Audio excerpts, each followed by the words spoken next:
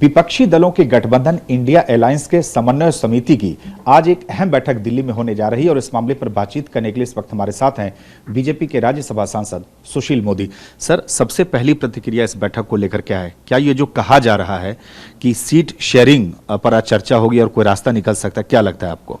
देखिए, शाम तक का इंतजार कीजिए, लेकिन पहले तो जो कोऑर्डिनेशन कमेटी बनी है, बहुत ही कमज़ोर कोऑर्डिनेशन कमेटी बनी है। इस कमेटी में राहुल गांधी, नीतीश कुमार, लालू यादव, इन लोगों को होना चाहिए था, ममता बनर्जी को, तब तो कोई कोऑर्डिनेशन होता।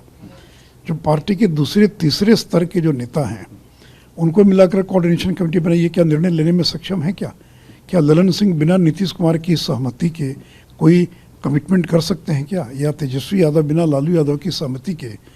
तो इसमें तो सीनियर लोगों की कोऑर्डिनेशन कमेटी बनती है। और कोऑर्डिनेशन कमेटी क्यों बनती है? क्योंकि बार बार बड़ी बैठक करना संभव नहीं है, इसलिए वो सीनियर लोग बैठते हैं। इसमें शरद पवार हैं, हेमंत सोरेन है, स्टालिन है, उसके बाद आप नाम देख लीजिए, सभी पार्टियों के सेकंड थर्ड रैंक के लीडर्स हैं। और अभिषेक बनर्जी को नॉमिनेट किया ममता बनर्जी ने, वो नहीं आ रहे हैं तो किसी और को नॉमिनेट कर सकती थी। जो 4 सब कमेटी बनी उसमें टीएमसी ने अभी तक किसी को नॉमिनेट नहीं किया है। मैं जो सीपीएम है उसका कोई व्यक्ति आज की मीटिंग में नहीं है, सीपीएम अभी तक नाम नहीं तय कर पाया है। और सीट शेयरिंग कैसे कर सकते हैं? सीट शेयरिंग तो राज्य स्तर का मुद्दा है, ये क्या राष्ट्रीय स्तर पर कर पाएंगे क्या? अभी तो अरविंद केजरीवाल ने घोषणा की है कि मध्य प्रदेश, छत्तीसगढ़ में 10 उम्मीदवारों का नाम भी उन्होंने घोषित कर दिया। अभी तो बाई इलेक्शन हुआ, अब तो इस बाई इलेक्शन के अंदर जो बंगाल का बाई इलेक्शन था उसमें क्या हुआ? सीपीएम कांग्रेस मिलकर चुनाव लड़ी थी, 13,000 वोट आया, बीजेपी और दूसरे नंबर पर थी। केरल में इलेक्शन हुआ, बाई इलेक्शन, कांग्रेस और सीपीएम एक दूसरे के खिलाफ लड़ रहे थे। अभी तो मध्य प्रदेश, राजस्थान, छत्तीसगढ़ का चुनाव है, पहले वहाँ तो सीट शेयरिंग कर लें, वहाँ तो तय कर लें कि अरविंद केजरीवाल लड़ेंगे कि नहीं लड़ेंगे। समाजवादी पार्टी भी मध्य प्रदेश में चुनाव लड़ना चाहती है, तो पहले वो तो तय करे। तो इसलिए देखिए, सीट शेयरिंग करना इनके लिए आसान काम नहीं है, बहुत ही कठिन काम है।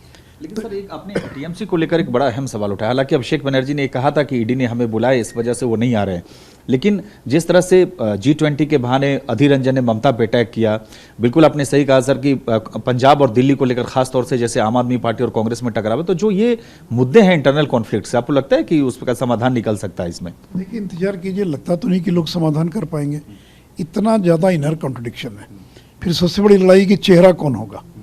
अब बिहार के मुख्यमंत्री नीतीश कुमार को ललन सिंह ने प्रोजेक्ट किया, आज कोऑर्डिनेशन की बैठक है, और कल ही उन्होंने नालंदा की एक सभा के अंदर नीतीश का बायोडाटा रिलीज़ किया और कहा कि ये सबसे योग्य उम्मीदवार प्रधानमंत्री के लिए। कुछ दिन पहले तृणमूल कांग्रेस के लोगों ने ममता बनर्जी को प्रोजेक्ट किया, राहुल गांधी को तो लोग प्रोजेक्ट कर ही रहे हैं, उधर अरविंद केजरीवाल को प्रोजेक्ट कर रहे हैं। तो 1 दर्जन तो प्रधानमंत्री पद के दावेदार हैं।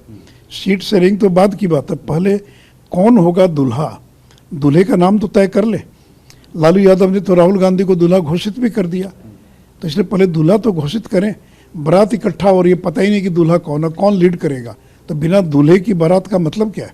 सर, आपने ललन सिंह की बात की, बिल्कुल आपने सही कहा कि उन्होंने बात पहले उन्हें ही समन्वय समिति की बैठक में आना था, लेकिन अब वो बैठक में नहीं आ रहे, उनकी जगह कोई और नेता आ रहे हैं। तो कहा जा रहा है कि कांग्रेस ने फटकार लगाई, शायद इस वजह से नहीं आ रहे हैं। मुझे पता नहीं है, मैं आप ही से जानकारी मिल रही कि ललन सिंह नहीं आ रहे हैं, तो इसलिए ललन, अच्छा संजय जा रहे हैं, तो जो भी आ रहे हों, तो कहने मतलब कि ये जो नेता लोग आ रहे हैं वो निर्णय लेने की क्षमता रखने वाले लोग नहीं हैं। शरद पवार समझ में आ सकता है, स्टालिन समझ में आ सकता है, हेमंत सोरेन समझ में आ सकता है, लेकिन इस 3 के बाद कौन नेता है?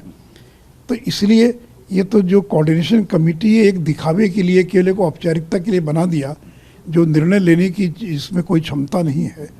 हाँ, बहुत होगा तो रैली वगैरह तय कर सकते हैं, वो भी देखना है। 3 राज्यों में चुनाव होने वाले हैं, तो 3 राज्यों जहाँ चुनाव हो रहे हैं, 5 राज्यों में चुनाव हो रहे हैं, उन राज्यों के अंदर ये क्या करते हैं, वहाँ सीट शेयरिंग का क्या होगा, वहाँ रैली का क्या होगा। लेकिन कुल मिलाकर एक कोऑर्डिनेशन कमेटी में कोई दम नहीं, और ये कोई निर्णय लेने की क्षमता इस कोऑर्डिनेशन कमेटी में नहीं है। आखिरी सवाल सर, क्या लगता है आपको? हालांकि विपक्ष की तरफ से ये कहा जा रहा है कि जब से इंडिया अलायंस बनाया तब से बीजेपी घबराई हुई है। अरे भाई, हमसे घबरा कर ही तो उन्होंने इसका नाम इंडिया अलायंस रखा, हम क्यों घबराएंगे? पर तो यूपीए नाम था, यूपीए का नाम क्यों बदल दिया? तो इनको मालूम है कि साहब ये दुकान इतनी बदनाम हो गई है, ये कंपनी इतनी बदनाम हो गई है, ये बिक नहीं सकती है, ये माल बेच नहीं सकती है। नदीम के साथ सुमंत कुमार, TV9 भारतवर्ष, दिल्ली।